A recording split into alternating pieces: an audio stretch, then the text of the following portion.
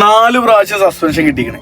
അക്കാൗണ്ട് സ്കൂളിൽ പഠിക്കുന്ന സമയത്ത് ഒരു ടീച്ചർ ഇങ്ങനെ പോവാണ്. അപ്പോൾ +2ലാണ്. ആ സമയത്ത് അങ്ങനെ സൗണ്ട് ഉണ്ടാക്കി. ഞാനല്ല, എൻ്റെ ക്ലാസ്സിലെ വേറെ ഏതോ ഒരു പൊട്ടനാണ്. ഇന്നും എനിക്കറിയില്ല ആരാണ് ഉണ്ടാക്കിയത്. +2 പഠിക്കുന്ന സമയത്ത് അക്കാൗണ്ട് സ്കൂളിൽ. അതിലെന്ത് ചെയ്തു, ആ ഒരു ടീച്ചർ ഇങ്ങനെ പോകുന്ന സമയത്താണ് ഏതൊരു ചങ്ങയെ കാട്ടി ഇങ്ങനെ നേരെ കണ്ടത്. ഞാൻ ചിരിച്ചുകൊണ്ട് ഇങ്ങനെ കേണ്. നേരെ എന്ത് ചെയ്തു, എന്നെ പിടിച്ചു. വാപ്പാനും ഇമ്മാനെയും കൊണ്ടുവരാതെ ക്ലാസ് കയറാൻ പറ്റില്ല, എക്സാം എഴുതാനും പറ്റില്ല, മോഡൽ എക്സാം. സസ്പെൻഷൻ കിട്ടി. ഓക്കെ. ആ സമയത്ത് നമ്മളെത്തുണ്ടല്ലോ സെൻഡ് ഓഫ്, ആ പരിപാടി എടുക്കാം. പിന്നെ എനിക്ക് പോകാൻ പറ്റില്ല. അതിൻ്റെ മുന്നേ 10ാം ക്ലാസ് പഠിക്കുന്ന സമയത്ത് ജാതിക്കത്തോട്ടത്തേക്ക് പോയതിനു ശേഷം ജാതിക്ക കുറച്ച് പറഞ്ഞിട്ട് അക്കൗണ്ട് സ്കൂളിൽ അതിന് സസ്പെൻഷൻ. അതിനുശേഷം മമ്പാട് മ്യൂസിക് പോയി. എൻ്റെ ബർത്ത്ഡേ സെലിബ്രേറ്റ് ചെയ്യുന്ന സമയത്ത് ഈ ചെക്കന്മാർ മുട്ടെറിയാണ്. എൻ്റെ ഏറ്റവും ആത്മാർത്ഥ സുഹൃത്തുക്കൾ എൻ്റെ മുട്ടെറിഞ്ഞ്. അതിനെന്ത് ചെയ്തു, ഒരുത്ത മുട്ടെറിഞ്ഞ സമയത്ത് ഞാൻ എന്ത് ചെയ്തു, നേരെ താന്നു.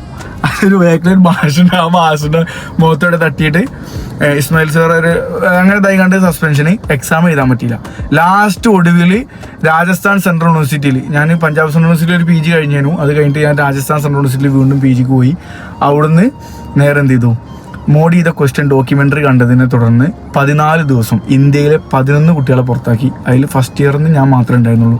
അതിന് സസ്പെൻഷൻ. ഇതൊക്കെയാണ് നമുക്ക് കിട്ടിയ സസ്പെൻഷൻ. അതായത് ചെറിയ ചെറിയ കാര്യങ്ങൾക്ക് എക്സാം എഴുതാൻ പറ്റൂല, അല്ലെങ്കിൽ ഡീബാർ സംഭവങ്ങൾ. ഇന്നും ഞാൻ ആ കാരണം കൊണ്ട് ഞാൻ ആ കോളേജിലേക്ക് വീണ്ടും പോയിട്ടില്ല. അത് കുറച്ച് വേറെ പൊളിറ്റിക്കലി കുറച്ച് കാര്യം കൊണ്ട് എനിക്ക് എക്സാം എഴുതാൻ പറ്റിയില്ല. നിങ്ങൾ ആലോചിച്ച് നോക്കി, ഒരു കുട്ടീനെ അത്രയും മൃഗീയമായിട്ട് കൊലപ്പെടുത്തിയിട്ട് ഇന്ന് അതും പോലീസ് പ്രൊട്ടക്ഷനിൽ അവർക്ക് എക്സാം ചെയ്താലുള്ള ആനുകൂല്യങ്ങൾ ചെയ്യുക. നിങ്ങൾ ആലോചിച്ച് നോക്കി, നമ്മളെ നാട്ടിൽ ആ ഷഹബാസ് നമ്മളെ അനിയനല്ലേ, നമ്മളെ സ്വന്തം വീട്ടിൽ നമ്മളെ ചോരയിലൊരു കസിനോ അല്ലാന്നുണ്ടെങ്കിൽ നമ്മളൊരു ബ്രദറൊക്കെയാണ്. ആലോചിച്ച് നോക്കി, ആ വീട്ടുകാരോട് ചെയ്യുന്ന ഭയങ്കര നീതി നിഷേധമല്ലത്. അതായത് ആ കുട്ടീൻ്റെ ജീവിക്കാനുള്ള അവകാശത്തെ ഇവർ അത്രയും അടുത്ത് മാറിയിട്ട്, അതായത് മറ്റേ നെഞ്ചക്കൊക്കെ യൂസ് ചെയ്തിട്ട് 10ാം ക്ലാസ് പഠിക്കുന്ന കുട്ടികളാണ് ചെയ്തിട്ടുള്ളത്. ഓരത്തളപ്പിൻ്റെ പ്രായമാണ്, കുട്ടികൾക്ക് അബദ്ധം പറ്റിയതായിരിക്കാം.